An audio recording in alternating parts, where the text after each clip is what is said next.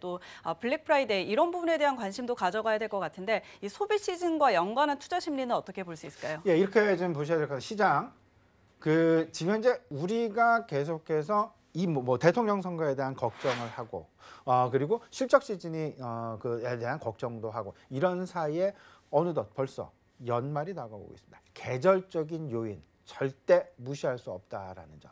시기별로 찾아오는 이벤트, 시기별로 찾아오는 이슈. 시간은 자연스럽게 흘러갈 수밖에 없는 그런 상황이니까요. 그러면 지금 이제 가장 연말이 되면 우리가 떠오르는 것이 두 가지입니다. 하나는 배당이고요. 또 하나는 연말 소비 부분이 되겠습니다.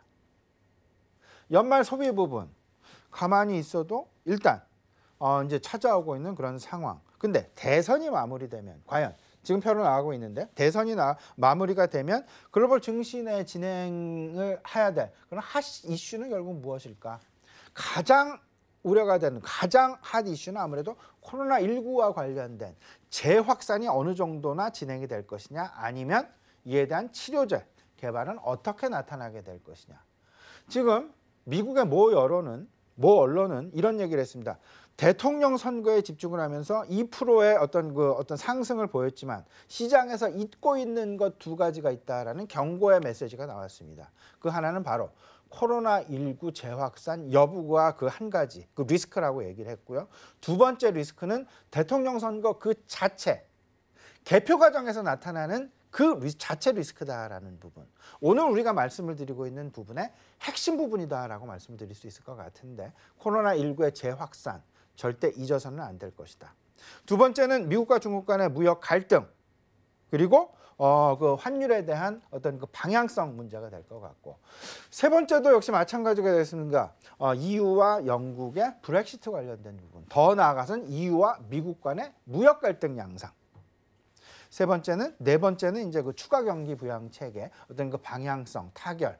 일단 지금 현재까지는 내년 연초 가능성이 높아져 있는 그런 상황으로 이미 시장에서 조금 좀 수면 아래로 가라앉아 있는 그런 이슈가 될 텐데요.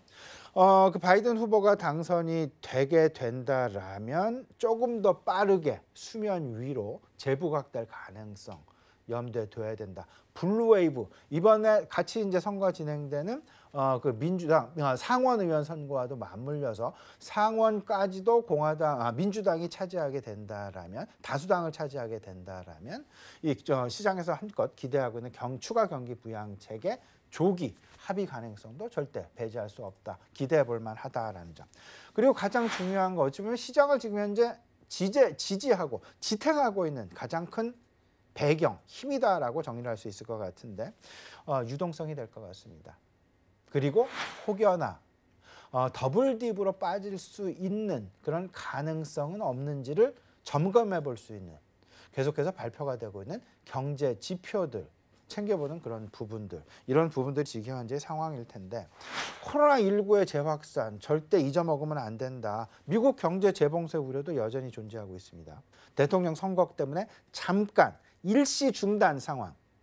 근데 유로존은 이미 재봉쇄에 들어갔죠.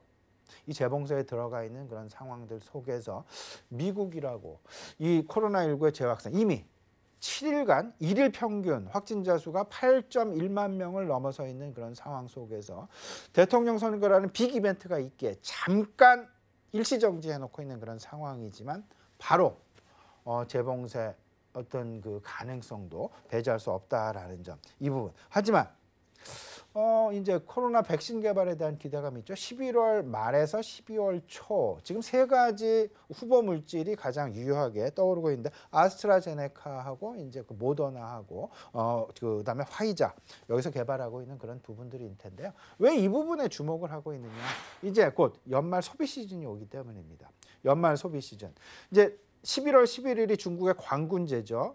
그리고 11월 27일, 26일, 27일이 미국의 블랙 프라이데이가 되겠습니다. 추수감사절. 그리고 바로 이어지는 크리스마스 어떤 그 휴가 시즌.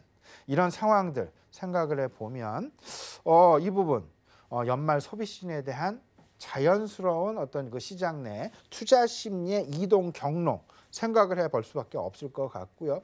중국은 이미 미국과 중국 간의 갈등 구조를 이미 염두에 놓고 그들의 향후 장기 중장기 성장 개발 계획을 이미 공언을 한 바가 있습니다. 바로 두 가지 동시에 추구하는 그런 부분인데 내수 부양과 기술 자립 이 부분일 텐데요. 이 부분과 관련해서 중국 성장 속도, 중국 내수 소비 관련주, 그러니까 경기 민감주와 내수 소비, IT 부품 이 부분도 역시 한켠에 중국에 대한 관심 상황 분명히 가져가야 되겠다. 결국은 이제 앞으로 시장 내 당연스럽게 다가올 이슈는 연말 소비 시즌이라는 부분과 중국의 기술 자립과 내수 부양이라는 그 정책에 맞물린 중국 소비, 중국 관련주들 이런 부분에 관심이 자연스럽게 이동이 될 가능성이 있다라는 점 염두에 두셔야 될 것 같습니다.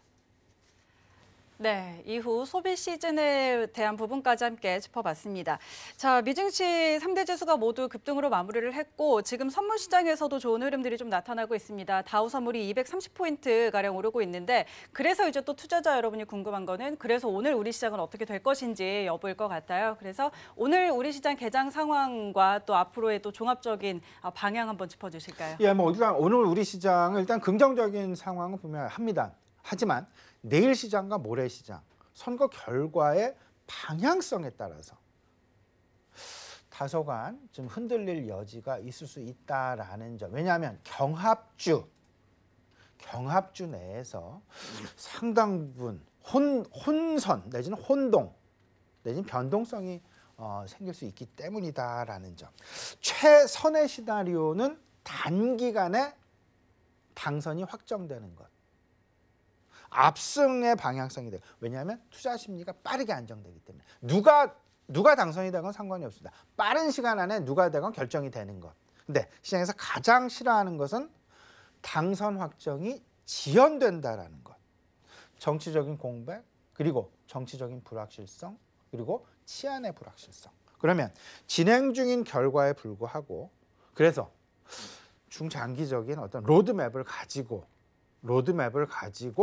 어떤 그 시장 대응 전략을 하는 게 오늘도 바람직한 것이 아닌가라는 생각을 좀 가져보게 되는데 일단 투자 심리의 중장기 이동 경로 앞서서 말씀을 드렸습니다. 연말 소비 시즌에 대한 관심 그리고 코로나 백신 개발이 임박하고 있다라는 점 그리고 대선 결과 일단 지금 현재까지는 바이든에 대한 우세가 유효하다. 그러면 바이든 수혜주에 대한 관심, 결과적으로 리플레이션 트레이드 관점에 어떤 그 경기 민감주, 가치주, 소위 말하는 저퍼주, 그리고 중소형 기술주들에 대한 관심, 계속되는 어떤 그 시장 흐름의 방향성이 되지 않을까. 오늘은 그게 어떤 부분에 불과하다. 그렇기 오늘도 역시 한 단계 쌓아가는 그런 상황들 속에서 포트폴리오를 만들어가는 과정 속에서 시장 대응하시면 좋은 결과 연말 내에 그리고 오늘 역시 만들어내실 수 있지 않을까 생각이 됩니다.